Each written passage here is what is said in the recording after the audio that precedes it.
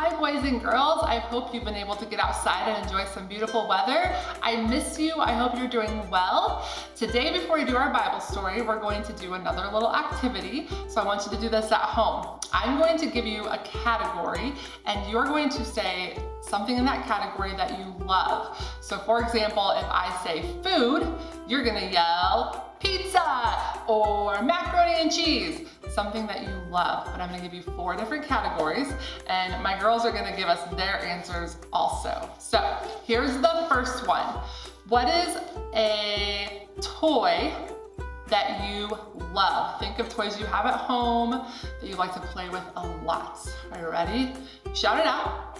And here's the girls. My American Girl, my ukulele. The ukulele, all right. Here's your next one. Shout out your answer. What person do you love? Who is somebody that you love? All right, who's yours, Juliana? Ellie. Say it loud. Ellie. Who's yours? Lily. All right, they're cousins. They love their cousins. All right, the third one is an activity. So think maybe you like riding your bike or swimming or playing basketball, playing video games, anything like that, something that you like to do. Ready? Shout out what you love to do. What's yours? Jump on the trampoline.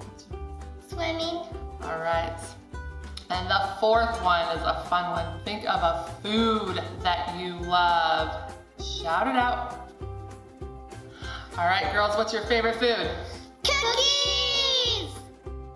Yum! We love chocolate chip cookies. Thanks, girls.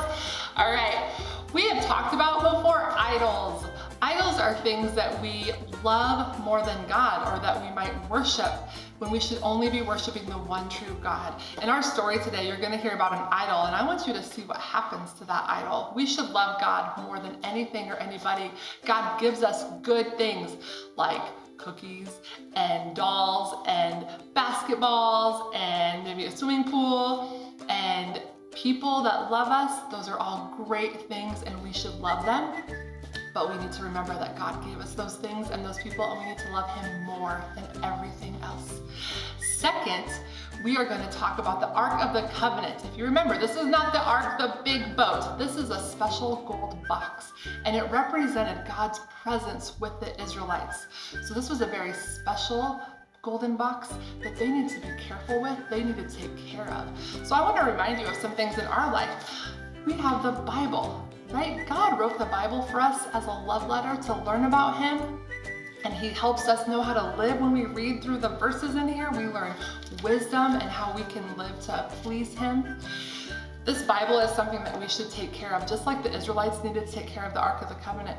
We shouldn't throw our Bibles on the floor and kind of rip pages. Sometimes that happens on accident, right, when we're using it a lot, but we need to take care of the Bible. And when we sit down to read our Bible, we need to really be listening to what God is telling us in the Bible. Also, we like to pray and we like to talk to God.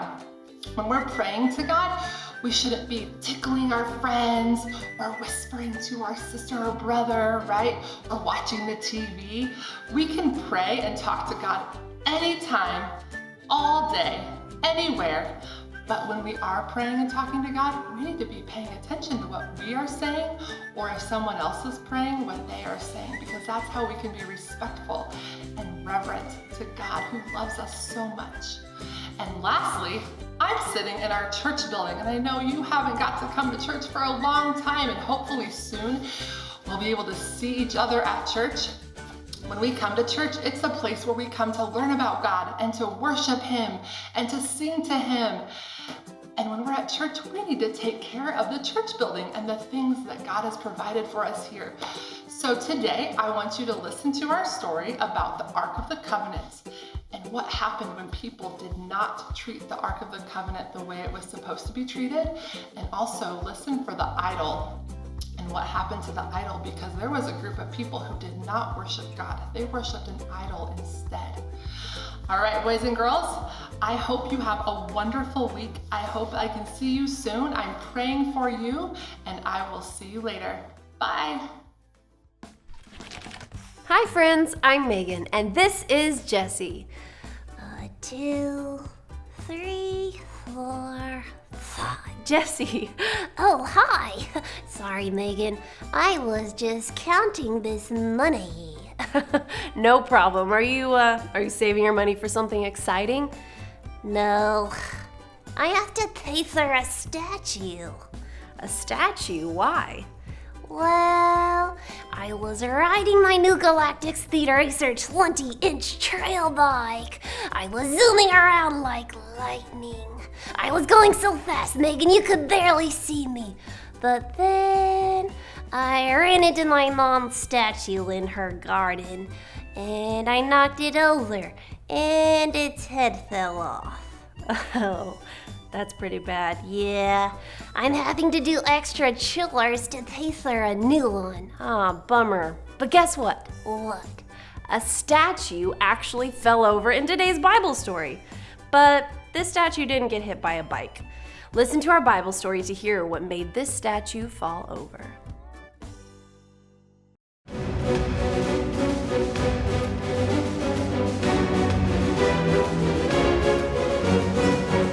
The people of Israel and the Philistines did not get along. The Israelites fought a battle against the Philistines, and the Philistines won. The Israelites were confused. Why had God allowed them to lose? The Israelites made a plan to take the Ark of God to the battle.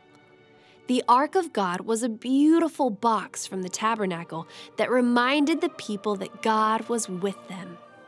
They thought the Ark might help them win the battle. Eli's sons, the priests, took the Ark of the Covenant to the Israelites' camp. When the army of Israelites saw the Ark, they shouted with joy. Surely they would win the battle now. The Israelites fought the battle, but the Philistines won again. Many Israelites died, including Eli's 2 sons, and the Philistines captured the Ark of God. The Philistines took the Ark of God to a temple where they worshipped Dagon, a false god. They put the Ark next to a statue of Dagon. The next morning, the Philistines went into the temple and saw that Dagon's statue was face down in front of the Ark. They set the statue back up. The next day, it was face down again, and its heads and hands were broken off.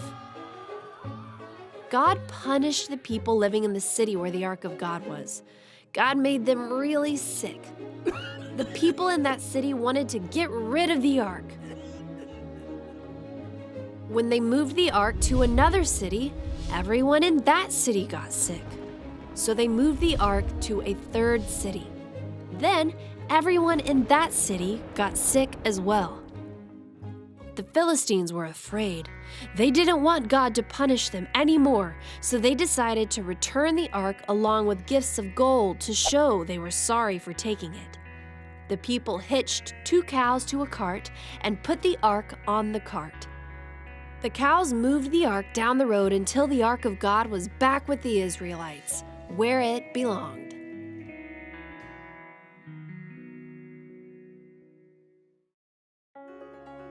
The Ark of God reminded the Israelites that God was with them. Many years later, God gave his people something even better to remind them that he was with them. God sent his son, Jesus. One of Jesus' names is Emmanuel, which means God with us.